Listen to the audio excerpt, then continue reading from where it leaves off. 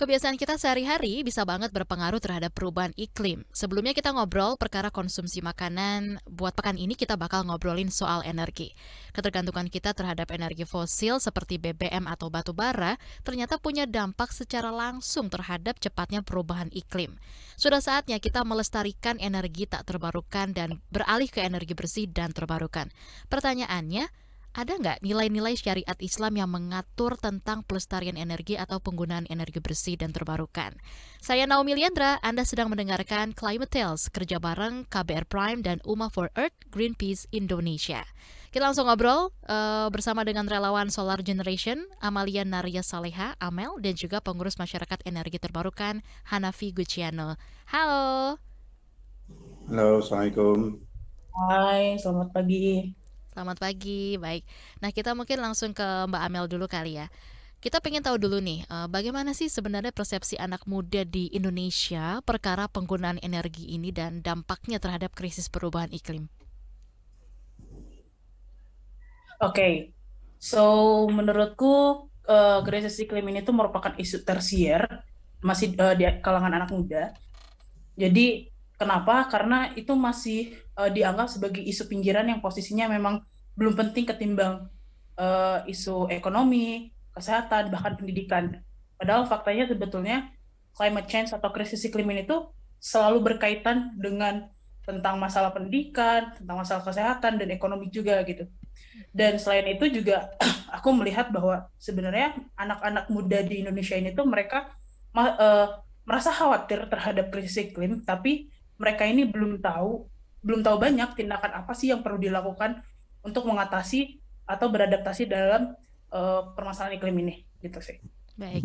Nah, kalau kita ke Pak Hanafi Guciano, bagaimana nih Pak Islam melihat perkara penggunaan energi dalam konteks perubahan iklim ini sendiri? Sebetulnya Islam tidak mengatur dalam artian spesifik perubahan iklim, tapi lebih kepada bagaimana kita tidak memboroskan penggunaan energi. Jadi pemborosan itu sudah diatur oleh Islam supaya kita tidak berlebih-lebihan dalam hidup. Ya, karena memang kita diajarkan untuk menghemat. Dalam Islam itu ada 3 sektor yang terkait dengan energi, yang disebut api, kemudian juga padang rumput dan air. Kalau kita bicara 3 sektor itu bisa kita turunkan lagi. Misalnya kalau api itu ada geotermal, ada bioenergi dari tanaman, dari air juga bisa tenaga listrik yang terbarukan. Jadi itu paling tidak yang diatur adalah bagaimana supaya kita tidak boros pola hidup kita supaya lebih hijau, lebih sustainable. Itu yang diatur. Artinya ini lebih ke perkara pelestarian energi gitu ya Pak? Ya, jadi pelestarian itu kan dalam artian bagaimana kita mengeksplorasi, menggunakan energi itu, kemudian mengkonsumsi, kemudian dari situ kita mengkonservasi bagaimana kita merubah lifestyle kita, gaya hidup kita, supaya kita tidak mentang-mentang punya banyak uang terus kita boroskan, sementara orang lain yang kebetulan di Indonesia itu tidak masalah, orang lain di negara lain yang punya 4 musim itu bisa mati kedinginan hanya karena masalah energi. Jadi situ kita ikut berdosa kalau kita berlebihan dalam hidup ini. Oke, mungkin ada contoh dalam hadis misalnya kalau soal penggunaan air pas wudu kan ada gitu Pak. Kalau energi Ya. ada juga nggak Pak? Dalam energi sebetulnya hadis itu yang ditetapkan itu misalnya dalam cerita Jabir ya, itu diriwayatkan oleh Bukhari. Kalau kita malam hari tutuplah pintu rapat-rapat, jangan kemudian hendak beristirahat, jangan membuang air yang mubazir, tapi tutuplah tempat air itu, kemudian minumlah dan makanlah secukupnya. Itu semua ada diatur supaya kita tidak boros. Kemudian juga dalam hal tanaman pun ya, ranting pun nggak boleh dipotong, karena kita tahu nanti orang anggapnya sekedar ranting, tapi kalau kita kaitkan ranting itu dengan energi, itu bioenergi. Jadi Islam sudah mengajarkan, memang ayat secara spesifik tidak ada, dan hadis pun kalau kita kaitkan dengan sekarang, dengan teknologi, tentunya tidak ketemu ya. Tetapi kalau kita kaitkan dengan pola hidup, nah disitulah bagaimana Islam mengatur menggunakan air untuk berwudu, supaya dihematkan, kemudian mematikan lampu, kalau malam hari tidak perlu lagi penerangan ya, saatnya beristirahat, ya beristirahat. Kalau dia juga mengkonsumsi makanan, jangan sampai kemudian menggunakan banyak bahan bakar, banyak bahan makanan yang sudah siap dimakan tanpa menggunakan banyak energi. Itu yang diatur. Mbak Amel, ini fokusnya kan lebih ke energi surya ya. Boleh kasih tahu nggak kenapa sih fokusnya energi surya? Oke, sebenarnya dasarnya energi surya itu keluar dari mana? Mm-mm. Sorry, maksudnya energi surya ini itu adalah bagian dari energi terbarukan. Oke. Yang mana definisi dari energi terbarukan itu sendiri adalah energi yang jumlah produksinya lebih besar daripada jumlah konsumsinya. Mhm. Artinya, setiap orang itu bisa mendapatkan energi yang tidak terbatas. Nah, energi surya ini adalah salah satu potensi yang paling besar. Bahkan dari beberapa penelitian sebelumnya, bahwa potensi matahari kita itu tuh bisa menghasilkan terawatt yang artinya berarti sangat besar. Bahkan mungkin kalau misalkan kita terapkan di segurun Sahara gitu, mereka mampu, soal energi surya ini tuh mampu menghidupi atau mengaliri energi listrik secara global gitu. Makanya kita lebih fokus ke penerapan energi surya, dan di satu sisi Indonesia sendiri pun mempunyai kondisi iklim yang sangat mendukung untuk penerapan energi surya, mulai dari potensi mataharinya yang selalu bersinar sepanjang hari gitu kan, terus juga yang bisa diterapkan secara fleksibel, dan bahkan masyarakat pun bisa dengan mudah menggunakan energi surya begitu. Oke, tapi kalau menurut teman-teman dari Solar Generation nih, kenapa sih kita masih susah untuk memanfaatkan energi surya secara optimal? Oke, kalau menurut kami sebetulnya berawal dari pemerintah, dari government. Di sini yang harus kita tekankan adalah pemerintah daerah atau pemerintah atau negara gitu, mereka harus memainkan peran penting dalam melaksanakan aksi iklim tingkat lokal, baik itu dari tingkat lokal yang memang mendukung aksi regional dan global yang holistik gitu. Jadi kita bisa menciptakan kota yang memang terencana dengan baik dan dapat mendapatkan sumber daya yang efisien gitu, dan bisa menghasilkan non emisi gitu, yang bahkan lebih rendah daripada penghasilan per orang gitu. Nah, kita berharap banget penerapan energi ini itu berawal dari dukungan dari pemerintah yang memang memastikan ada rencana khusus yang menyertakan pemuda dalam proses untuk memenuhi semua kebutuhan seperti optimalisasi energi surya gitu. Oke. Nah, Pak Hanafi, kalau menurut pengamatan Anda, sejauh mana nih Pak kesadaran masyarakat ini sendiri akan pelestarian energi? Sebenarnya kalau di sisi supply dan cukup ya, PLN itu sekarang berlebih supply-nya, tetapi kemudian harganya mungkin yang memberatkan masyarakat, karena sumber energi yang digunakan PLN itu batu bara, dan harga batu bara ini sekarang lagi tingginya, permintaan dunia sangat tinggi, sehingga bagi kita Indonesia dengan sumber energi yang berlimpah, tetapi harga energi kok lebih mahal dari negara lain. Itu satu hal yang mungkin kita bisa teliti. Dua, ya kita mungkin belum maksimal menggunakan energi terbarukan. Misalnya kalau kita geothermal, hanya berapa titik yang sudah dilakukan, dan itu pun belum maksimal. Kedua, tenaga matahari itu sangat mahal. Kita tahu lah tidak banyak dalam tingkat rumah tangga menggunakan solar energi. Karena pertama memang diatur oleh pemerintah penggunaannya. Kedua, kalau kemudian dia bisa menyimpan dan dia tidak bisa menjual ke tetangga ya atau ke warganya, karena harus izin pemerintah. Ketiga, kalau ada satu program besar misalnya oleh pemerintah daerah menggunakan solar energi, itu juga tidak bisa didistribusikan karena jaringannya harus menggunakan jaringan PLN. Jadi aturannya memang masih panjang, dan kemudian harganya pun ditetapkan oleh PLN. Jadi banyak dulu orang yang bergerak di micro hydro ya, yang di tenaga air yang mini, tetapi kemudian merugi karena tidak bisa menjual ke PLN, karena PLN membelinya dengan harga yang sangat murah, sehingga mereka kemudian nggak ada gunanya. Nah, hal yang sama untuk solar energi. Itu kalau kita berinvestasi di bidang solar energi untuk rumah saja, ya akhirnya orang akan memutuskan ya udah langganan PLN saja karena biayanya sangat mahal. Dan kemudian dari sisi dorongan pemerintah, subsidi atau apa itu belum ada. Pemda sendiri juga pengen mendorong, tetapi peraturan-peraturan yang ditetapkan oleh PLN itu belum memungkinkan. Inilah mungkin yang akan kita lakukan. Dan sekarang ada orang berusaha untuk menyimpannya dalam baterai ya. Kemudian itu menjadi energi untuk kendaraan, untuk hal-hal yang lain. Tapi kembali lagi, sumbernya dari mana? Kalau sumbernya dari PLN, ya sama saja, harganya mahal.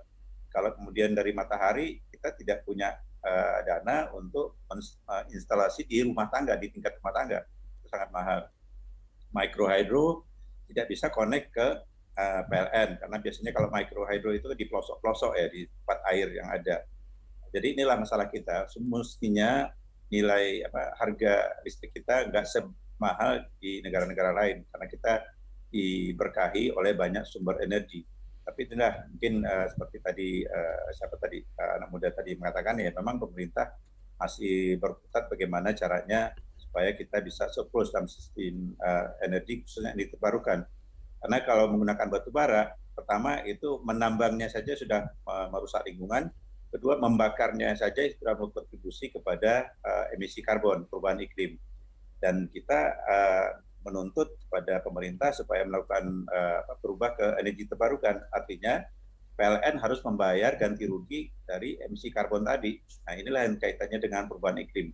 Kalau ini benang kusutnya tidak diurai, ya akan muter-muter saja. Dan kasihan nanti anak-anak muda yang istilahnya ingin berubah ke pola hidup yang hijau, yang sustainable, tetapi sistemnya belum memungkinkan. Oke, baik Pak Hanafi.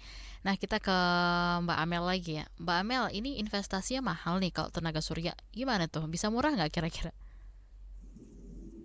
Sebetulnya balik lagi ya ke stigma setiap orang. Sebetulnya kalau kita lihat dari segi ekonomi, untuk membeli energi surya itu sangat murah. Pertama, kita memang awalnya ngeluarin modal yang sangat besar, karena yang namanya investasi pasti akan modal besar gitu kan. Misalkan untuk kebutuhan rumah biasanya mereka total untuk sistem on-grid itu bisa sampai 20 atau 40 juta gitu. Tapi itu tuh kalau kita hitung keberlanjutannya, setelah 10 tahun kemudian kita memasang sistem on-grid ini di rumah, itu kita gratis. Dan biasanya garansi atau biasanya itu si solar panel ini tuh bisa bertahan 20-30 tahun. Dan itu kita berarti kalau misalkan dia bisa bertahan selama 30 tahun, berarti 20 tahun ke depannya kita gratis, kita nggak bayar energi sama sekali gitu. Yang artinya itu jatuhnya ke mandiri energi di dalam di rumah pribadi gitu. Lalu kalau soal aturan tadi gitu ya, usulan teman-teman dari Solar Generation sendiri seperti apa nih, Mbak Amel? Nah, jadi sebetulnya kalau kita balik lagi ke pembahasan dari Gus Hanafi ini, bahwa baiknya pemerintah itu memberikan subsidi kepada masyarakat untuk mendapatkan energi surya gitu kan. Karena energi surya ini mahalnya karena apa? Proses pengiriman dari komponen-komponen ini, pengiriman dari luar negeri ke Indonesia, satu itu. Yang kedua, harga maintenance-nya yang sangat mahal di situ. Nah, yang ketiga, bagaimana caranya supaya masyarakat itu dapat perangkat-perangkat energi surya contohnya.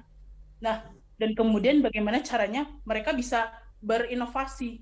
Misalkan kalau mereka ternyata udah paham tentang energi surya atau energi terbarukan lainnya, mereka pun bisa berinovasi dengan kayak membuat rangkaian kincir angin mau yang vertikal atau horizontal gitu kan. Dan itu tuh sangat mudah untuk dilakukan kalau misalkan ada inisiatif dari komunitas terdekat, dari organisasi terdekat, atau bahkan dari pemerintah lokal. Itu yang paling penting.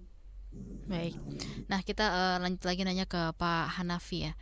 Pak, ini salah satu program Eko Masjid ini kan bisa dibilang inisiatif penggunaan energi surya gitu ya. Ini memungkinkan implementasi yang lebih banyak apa enggak nih Pak? Dan kira-kira aturan-aturan yang dibutuhkan untuk merealisasikan itu seperti apa? Sebetulnya seperti tadi disebutkan oleh Ade Amel ya, itu investasinya besar. Kalau dirata-ratakan nanti memang jatuhnya murah, tapi kan setelah sekian puluh tahun ya. Iya. Dan kedua, kalau itu digunakan untuk fasilitas umum seperti masjid, mestinya itu tidak terikat aturan ya, aturan pemerintah, karena memang tidak dijual. Pertama itu untuk tujuan sosial, kedua tidak dijual dan tidak merugikan pemerintah sebetulnya, karena memang pemerintah sampai sekarang ini masih memberikan harga khusus kepada fasilitas umum, pakai sekolah, rumah ibadah, harga listriknya didiskon. Tapi kalau kemudian pada saat kita lagi butuh uang ya, pemerintah berutang, kemudian PLN-nya juga berutang, tentunya dia tidak bisa menurunkan harga listrik. Nah, kalau pemerintah ingin mendorong ke energi terbarukan, iya, tetapi masalahnya ya kita tahu lah, ada orang-orang yang bergerak di bisnis batubara, tentu bisnisnya tidak ingin terganggu, sehingga tarik menarik ini memang membutuhkan satu kebijakan yang jelas. Pemerintah sebetulnya arahnya mau kemana? Mau energi terbarukan atau masih tetap dengan fossil fuel ya, dengan batubara ini? Nah, ini masalahnya dengan perang di Rusia dan Ukraina ini, bahkan negara-negara Eropa yang tadinya sudah beralih ke energi bersih, sekarang terpaksa menghidupkan kembali energi kotornya, mulai lagi menggunakan batubara, mulai lagi menebang pohon, padahal itu sudah di stop puluhan tahun. Jadi ini satu tren baru di dunia yang membuat orang-orang yang ingin melakukan satu pelestarian di energi sekarang banyak terkompromi. Pemerintah Indonesia sendiri misalnya tadinya mau menetapkan pajak karbon itu berapa bulan yang lalu, sampai sekarang molor-molor karena memang PLN tidak siap untuk membayar pajak karbon. Nah, kalaupun ada nanti pajak karbon, seharusnya kan itu bisa mensubsidi masyarakat ya untuk membagikan solar panel misalnya, itu bisa. Karena pajak karbon itu harus dikembalikan ke lingkungan. Nah, tetapi sekarang pajak karbonnya belum mulai, ya yang mau disubsidi atau yang mau diinvestasikan ke masyarakat itu uangnya belum ada. Di sinilah mungkin pemerintah memprioritaskan hal-hal lain lah. Tapi kita ingin ya Ekomasjid mendorong ya, kemudian juga organisasi-organisasi yang peduli lingkungan dan juga dengan organisasi keagamaan yang gimana ayat-ayat atau ajaran-ajaran agama sudah mengajarkan supaya kita tidak boros dan kemudian menghemat ya, baik itu air, baik itu penggunaan batubara, listrik di rumah harus mematikan pagi hari kalau tidak. Hal sepele sebetulnya, tapi itu kembali kepada lifestyle, gaya hidup. Kita tidak bisa lepas dari gadget ya. Gadget kita itu otomatis mengkonsumsi energi. Nah, kalau kita pada lingkungan, kita mesti menghitung carbon footprint-nya. Sehari itu kita menggunakan berapa energi, otomatis kita sudah mempunyai kewajiban membayar carbon footprint-nya. Itu yang akan menjadi tantangan anak-anak muda. Ya, konsumsi sangat tinggi, tetapi otomatis kesadaran bahwa mereka harus membayar satu saat pajak karbon, terus ada lifestyle-nya harus berubah. Tapi gini Pak, seperti apa sih seharusnya nilai-nilai soal pelestarian atau penggunaan energi bersih dan terbarukan ini dalam Islam diterjemahkan di dalam pendidikan ataupun edukasi ke masyarakat? Ya, di sini kan agama Islam mengajarkan konservasi ya. Itu yang pertama, konservasi itu bisa di energi, bisa di air, bisa di bahan makanan. Kita tidak boleh istilahnya ya sekarang orang nggak merasa bahwa itu satu hal yang sebetulnya tidak bagus. Saya kalau kita lihat setiap rumah tangga itu ada kulkas dan isi kulkasnya penuh. Pada saat orang tidak punya kulkas, dia hanya perlu makanan untuk hari ini saja. Jadi kebiasaan berburu, kebiasaan sehari-hari. Tetapi sekarang lihat kita isi kulkas seolah-olah minggu depan itu tidak ada makanan. Nah, hal yang sama kalau kita kaitkan ini kepada industri itu seolah itu yang berhak untuk mengeksploitasi itu negara maju saja. Negara berkembang dianggap itu tidak punya teknologi, tidak punya kemampuan. Sehingga mereka jadi rakus. Nah, rakus inilah musuh agama ya. Kita diajarkan untuk hidup memikirkan keseimbangan, jangan sampai berlebihan, tapi ada orang yang ideologinya ya mumpung kita punya dana, kita punya teknologi, kita eksplorasi sebanyak-banyaknya, apakah itu batu bara, apakah itu, dan lupa pada orang-orang yang tidak punya uang. Nah, makanya dalam hal solar energi pun ya kita bisa tahu yang akan mampu membayar 40 juta di depan itu siapa. Dalam persentase penduduk Indonesia mungkin tidak sampai 5%. Nah, prioritas pemerintah apakah memberikan subsidi yang 5% sementara 95% lagi biar tidak punya energi atau bagaimana? Nah, inilah yang menjadi tantangan.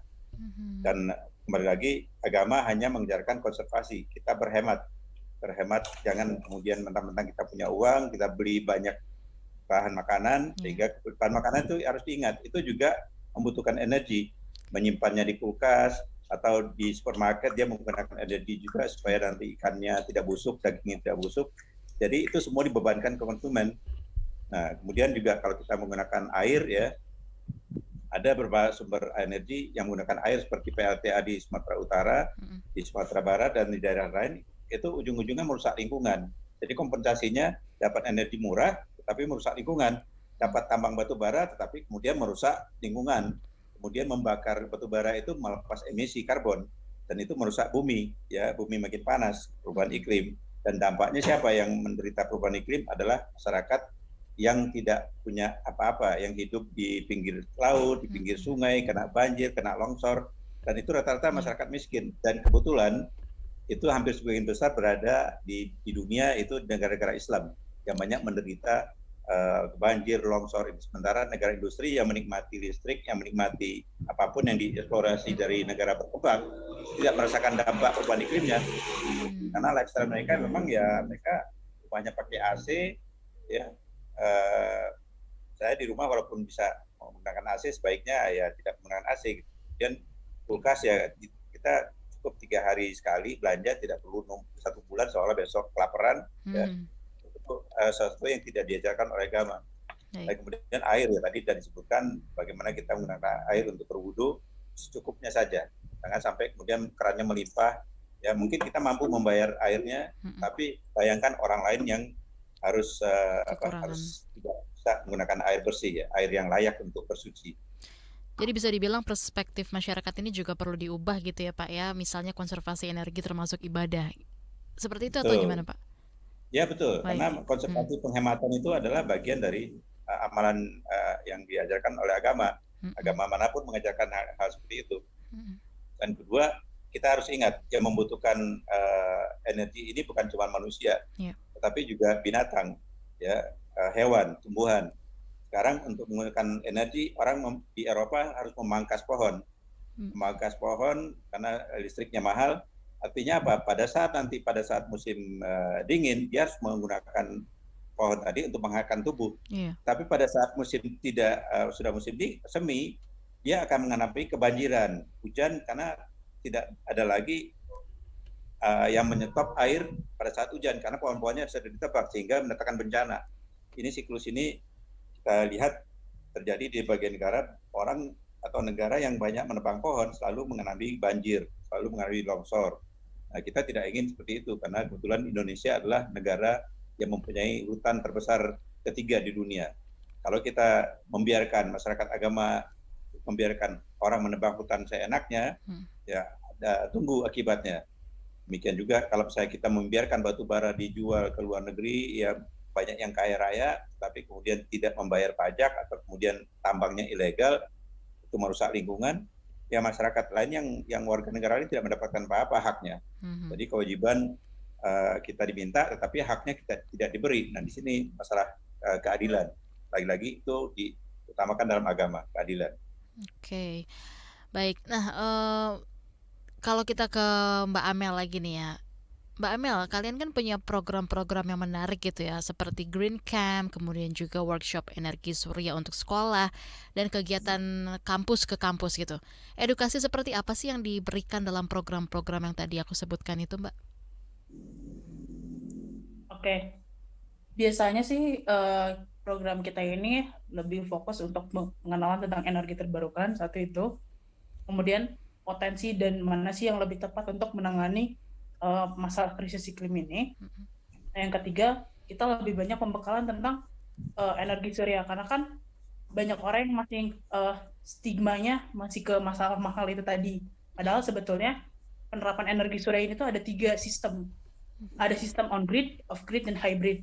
Nah, sistem off-grid dan hybrid ini tuh adalah sistem yang memang belum ditentukan aturannya oleh pemerintah gitu kan. Nah, makanya setiap orang tuh berhak atau bebas mereka mendapatkan energi secara mandiri dengan memanfaatkan energi surya, baik itu menggunakan off-grid atau on-grid gitu. Nah, untuk sistem on-grid sendiri itu harus terhubung dengan PLN gitu kan. Karena ada proses namanya ekspor impor listrik. Karena ketika siang hari kita bebas memanfaatkan energi surya, energi yang dihasilkan dari energi surya, tapi pada malam hari karena kita tidak punya cadangan, jadi kita memanfaatkan suplai energi dari PLN. Jadi secara tidak langsung setengahnya itu kita sepanjang hari itu memanfaatkan energi dari energi surya, kemudian malamnya dari PLN gitu. Nah, biasanya pengguna dengan menggunakan sistem on-grid ini, mereka sebulannya itu hanya cukup membayar 50%-nya gitu, biasanya. 50% dari biaya sebelum mereka memasang energi surya gitu. Nah, itu. Nah, untuk sistem off-grid dan on-grid ini, dan hybrid ini tuh, bedanya adalah kalau off-grid kita tidak terhubung ke PLN, jadi tidak ada proses ekspor impor listrik gitu. Kalau hybrid itu gabungan dari on-grid dan off-grid gitu. Nah, sebetulnya kaitannya dengan masalah investasi atau mahal itu dilihat dari satu perlu digarisbawahi bahwa mahal itu karena mereknya, tergantung brand yang kita pilih. Diibaratkan handphone deh gitu. Ya, handphone kan ada macam-macam jenis handphone, terus ada yang keluaran terbaru gitu kan. Nah, balik lagi ke situ. Kalau misalkan budget kita cuma misalkan di bawah 10 juta, itu kita bisa dapat sistem on-grid. Bisa. Dari mereknya yang kita ambil merek yang apakah itu barang baru atau barang bekas. Yang kedua itu bagaimana cara maintenance-nya. Apakah dengan kita membeli energi surya ini tuh bisa bertahan berapa lama? Balik lagi tergantung ke pengguna gitu. Balik lagi kayak handphone. Kalau semakin sering kita menggunakan handphone, maka kualitas dari handphone itu akan berkurang dari tahun ke tahun. Sama kayak energi surya juga begitu. Jadi kita mengajarkan bahwa sebenarnya semua orang bisa mendapatkan energi dengan gratis dan mereka maksudnya dengan sustainable gitu, dan mereka tuh bisa menerapkan itu dengan secara mandiri gitu. Pak Hanafi, bagaimana nih kalau Anda sendiri melihat keterlibatan atau kepedulian anak muda untuk kampanye-kampanye penggunaan energi bersih dan terbarukan ini dalam pandangan Anda? Saya kira itu ya sangat positif ya. Cuman kita harus tahu bahwa di satu sisi mendorong mengkampanyekan tanpa berbuat, ya kadang-kadang orang akan mempertanyakan bagaimana kita serius. Karena kalau kita lihat gaya hidup lifestyle anak muda sekarang, semua tidak bisa tanpa gadget. Itu satu. Kalau seperti habis baterai itu kayak dunia sudah berakhir. Ya, kemudian juga tanpa laptop. Nah, itu satu hal ya, harus sinkron antara apa yang dikampanyinkan dengan apa yang dilakukan dalam gaya hidup. Dua, gaya hidup yang lain adalah ya tidak boleh boros ya. Pemborosan itu bukan cuma dalam artian energi, tapi hal-hal yang terkait dengan energi seperti pangan itu juga terkait dengan energi. Jadi kita tidak boleh boros pangan. Kalau misalnya menggunakan air, menggunakan pompa, otomatis kita juga memboros dua hal, air dan energi. Jadi apa yang dikampanyekan itu harus tepat sasaran. Mungkin kita kampanye kepada masyarakat yang memang sehari-hari hidupnya sangat terbatas, pendidikannya sangat rendah, ya dia tidak paham. Kalau misalnya kita kampanye di kota-kota, ya sebetulnya yang benar-benar komit itu nggak banyak. Jangan nggak usah jauh-jauh di kota yang misalnya yang pendidikannya rata-rata tinggi, misalnya di ibu kota. Kita tawarkan alternatif listrik PLN yang biasa atau dengan pasang solar panel, dia akan pilih PLN. Kenapa? Pertama, dia tidak di training untuk bisa menstel merawat solar panel tadi. Kedua, dia takut berisiko kebakaran ya. Jadi mereka tidak disiapkan. Jadi kalau sosialisasi dia diajarkan, kampanyenya mungkin hanya menyuruhkan supaya pakai solar panel, tapi tidak diajarkan di edukasi bagaimana cara merawatnya, menghidupkannya, menjaga keamanannya dari kebakaran. Ya, kita tidak banyak lihat motor-motor listrik itu banyak yang kebakaran, yang buatan Cina ya baru dicolokin sudah kebakaran. Padahal itu kan ini mau aman, mau murah daripada beli BBM, lebih baik ngecas baterai. Jadi itu tadi sosialisasinya harus lengkap, nggak cukup untuk beralih kapan beralih dan bagaimana caranya. Apakah itu cukup per rumah tangga atau bisa dikelola dengan per RW secara koperasi? Karena memang ya kita tidak dilatih untuk hal-hal seperti itu. Sama lah kayak seperti Mbak, misalnya banyak bertransaksi di bank, kemudian bank mengatakan jangan pakai ini, jangan pakai ini, resikonya tinggi. Ya bagi bank itu bisnis dia, terserah mau pakai atau tidak, tetapi kita sebagai konsumen akan harus milih. Nah bayangkan kalau orang tidak di training bahwa pinjol itu berbahaya, suku bunganya menjerat, nah akhirnya kejebak kan. Nah, demikian juga kalau misalnya energi terbarukan, kalau tidak sosialisasinya tidak lengkap, akhirnya masyarakat mengatakan ya apa gunanya, kalau kemudian 5 juta saja saya harus mengeluarkan untuk investasi, sementara saya makannya cuma apa adanya dalam satu hari. 5 juta itu bagi kelas buruh, kelas pekerja mungkin sangat mahal ya, dia akan prioritaskan yang lain. Tetapi kalau kelas perkotaan ya yang tinggal di komplek perumahan bagus atau di apartemen, bagi mereka ya tinggal installkan, saya akan bayar. Jadi simple bagi mereka, dia nggak mau repot. Lagi-lagi maintenance mereka nggak peduli, dia mau service. Saya disediakan listriknya, saya bayar, selesai. Nah itulah bagaimana membuat strategi kampanye cocok kepada orang yang tepat. Kalau misalnya ke kampus-kampus, jelas mereka terdidik, mereka paham. Tapi kalau mereka pulang dari kampus, mereka sangat tergantung hidupnya dari orang tua, dari uang kos kayak apa yang dia harus, uang wifi kayak yang harus dia prioritaskan. Jadi kembali lagi gaya hidup sekarang itu memang energi konsumsinya sangat tinggi. Dan inilah kalau mau berubah anak-anak muda, dia harus tahu carbon footprint-nya, dosa emisi karbonnya berapa satu hari, dia harus ngitung. Dan kemudian kalau misalnya dia sudah bisa mengatakan bahwa dia sudah bisa menurunkan emisi karbon satu hari, carbon footprint-nya, dia bisa tagih kepada pajak karbon, saya sudah menurunkan emisi saya, sini dong duitnya, saya akan pakai buat subsidi yang lain. Jadi inilah yang mungkin pemahamannya harus komplit, harus komprehensif.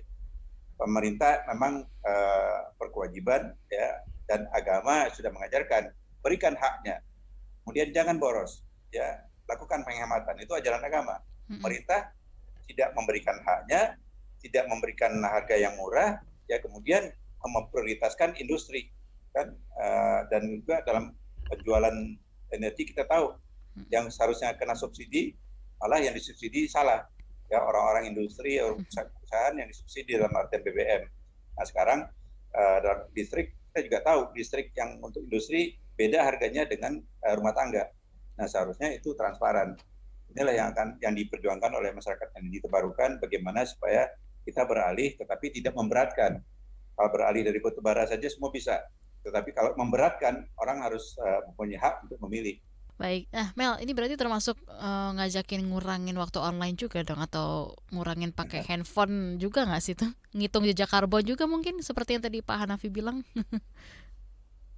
Ya banyak sih sebenarnya cara untuk mengurangi jejak karbon, kayak contohnya mengurangi penggunaan kendaraan bermotor, mengurangi gadget juga sebetulnya. Kayak kadang kita harus berusaha mencari cara supaya menghemat. Kata Gus Hanafi benar banget, kayak mulai matiin kamera sebenarnya, kayak ngezoom juga kan sebetulnya kalau kita on cam itu kan cepet banget ya ngabisin baterai gitu kan, dan itu bakal ngaruh ke penggunaan energi kayak gitu lah, banyak sih. Oke. Tapi kenapa nih menurut Amel anak muda itu perlu peduli perkara penggunaan energi bersih dan terbarukan? Karena satu sebenarnya masalah krisis iklim ini tuh atau perubahan iklim ini tuh paling besar didominasi oleh penggunaan energi. Nah, penggunaan energi ini paling besar menggunakan energi kotor gitu kan, kayak energi batu bara. Mulai kayak tadi kata Gus Hanafi bilang, mulai dari proses pengurukannya, mulai dari pembakarannya pun menghasilkan emisi gitu. Proses transportasinya pun menghasilkan emisi. Di satu sisi itu pun mempengaruhi kesehatan anak-anak muda. Bahkan jujur aja gitu kan, saya sampai sekarang ngerasain dampaknya sampai sesek-seseknya gitu kan, karena terus terpapar polusi udara yang kotor gitu dari hasil energi itu. Dan anak-anak muda ini harus tahu bahwa ternyata energi-energi yang kita pakai selama ini tuh adalah energi kotor, dan kalau misalkan kita terus memanfaatkan energi ini dan ya mungkin bisa dikatakan boros gitu kan, ya kita pun artinya menyumbang emisi yang memang bikin memperparah situasi bumi kita gitu. Mulai dari eh, ocean acidification, terus kemudian malah jadi banjirop dan pemanasan global dan banyak banget gitu. Dan kesehatan kita pun ngaruh. Itu yang mungkin perlu kita sadari bahwa masa depan kita itu terancam. Apakah kita masa depan nanti punya rumah Iya. atau kita punya lahan sedikit aja gitu. Itu yang mesti kita pikirin, masa depan kita itu bagaimana gitu. Oke. Nah, ini seperti yang Pak Hanafi sounding gitu ya beberapa kali. Energi itu kan dekat banget sama tambang gitu. MUI ini pernah nggak Pak mengeluarkan fatwa pertambangan ramah lingkungan? Dan menurut Pak Hanafi sendiri seperti apa sih efektivitasnya? Ya, kalau MUI kan mengeluarkan fatwa ya, Iya. tambang yang lestari, yang hijau. Tapi kan cuma bersifat imbauan, karena fatwa MUI itu tidak mengikat. Ya, Oke. karena yang memberikan izin tambang siapa? Pemerintah. Yang Hmm. mempunyai wilayah tambang siapa? Pemerintah daerah dan masyarakat. Bagi pemerintah daerah itu ada pendapatan daerah dan kemudian juga lapangan kerja, sehingga mereka berkepentingan supaya tambang itu tetap ada. Soal tambangnya itu hijau atau tidak, Mm-mm. itu kembali kepada perusahaan itu. Kalau dia melihat untuk bisa tambangnya hijau atau lestari atau sustainable, ongkosnya lebih mahal, ya mereka main hitung-hitungan. Ya, kalau misalnya transportasinya harus bagaimana, kemudian menambangnya bagaimana, alat-alatnya harus bagaimana, itu akan membuat dia mahal, dia tidak mau. Dan kemudian penegakan hukum kita lemah ya, law enforcement, walaupun sudah ada undang-undang, KLHK sudah mengatur tambang yang ramah lingkungan, transportasi jangan melewati jalan-jalan istilahnya merusak, ya, jangan kemudian menebang pohon untuk membuka akses lahan ke tambang, ya, kemudian batu baranya lewat ke sungai. Nah, di sungai yang tadinya cuman bisa kita melihat ikan segala macam, sekarang keruh. Kenapa? Ya karena yang datang kapal-kapal gede, kapal-kapal tongkang yang membawa batu bara dari sungai ke laut. Nah, laut pun jadi keruh kan, jadi kacau. Tambah lagi kemudian peralihan dari kapal tongkang ke kapal itu juga semua merusak lingkungan. Nah, pemerintah daerah punya ketentuan untuk mengatur itu dalam AMDAL. Tapi lagi-lagi AMDAL kita itu kan asal-asalan ya. Buktinya Omnibus Law kita itu juga mengkompromi lingkungan AMDAL.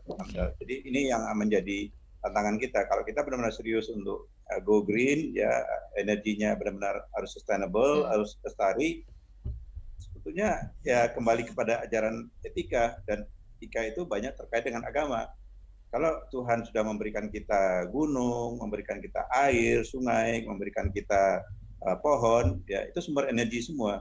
Gunung dengan geotermalnya, pohon dengan bioenerginya, kemudian tanah dengan kandungan-kandungan di dalamnya, ya angin, matahari tadi sudah disebutkan. Sebetulnya bagaimana kita mengakui itu sebagai pemberian yang luar biasa. Kalau tanpa kita mengakui itu sebagai pemberian luar biasa, karena tidak semua negara mendapatkan hal seperti itu. Negara yang musim dingin, mereka tidak mendapatkan banyak produk tadi. Oke. Mereka yang tidak punya tambang, mereka tidak bisa menggali di bawah tanah. Mereka yang mungkin tidak ada gunung, mereka tidak punya geotermal. Nah, Indonesia punya semua. Yeah. Tetapi kemudian itu tadi, kayaknya karena negara berkembang, semuanya dijual dulu ke luar negeri. Biarlah masyarakatnya tidak mendapatkannya. Dan ini terkait lagi dengan hak. Agama mengejarkan hak, berikan haknya kepada masyarakat yang tinggal di situ lebih dulu, baru kemudian sisanya bisa dijual ke tempat lain. Nah, kita pengusaha lebih senang menjualnya ke luar negeri karena harga batu bara lagi bagus-bagusnya di luar negeri. Sementara kalau dijual ke PLN, harganya harus ditetapkan oleh pemerintah, dan mereka menganggap rugi. Nah, inilah etika dalam dunia pertambangan itu harus dikembalikan. Kita ingin mereka berbuat kepada penambangan hijau, MUI hanya bisa mengimbau, tapi tidak bisa law enforcement. Penegakan hukum tidak bisa, itu ada di pemerintah. Pemerintah bisa menugaskan ke kepolisian. Tapi kita tahu lah kadang-kadang ada kerjasama di daerah itu antara pengusaha dengan aparat.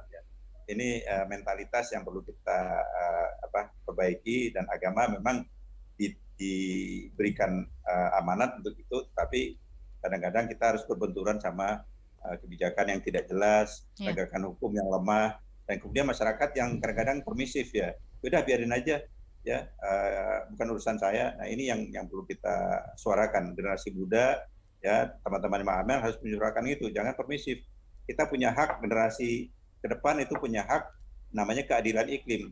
Kalau orang generasi sebelumnya boleh merusak iklim, boleh merusak bumi, tetapi dampaknya bagi generasi berikutnya, baik itu dengan gizi buruk, bencana yang mereka harus derita, ya tanpa energi, dan kemudian polusi yang luar biasa. Oke. Mereka berhak menuntut keadilan iklim. Baik.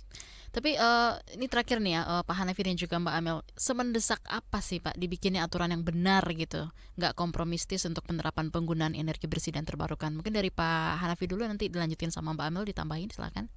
Sangat mendesak. Sebetulnya berbagai peraturan sudah ada, tapi Iya. implementasinya sangat lemah. Oke. Itu kelemahan umum ya di Indonesia. Kalau peraturannya sudah ada diatur, Mm-mm. tapi pelaksanaannya, implementasinya lemah.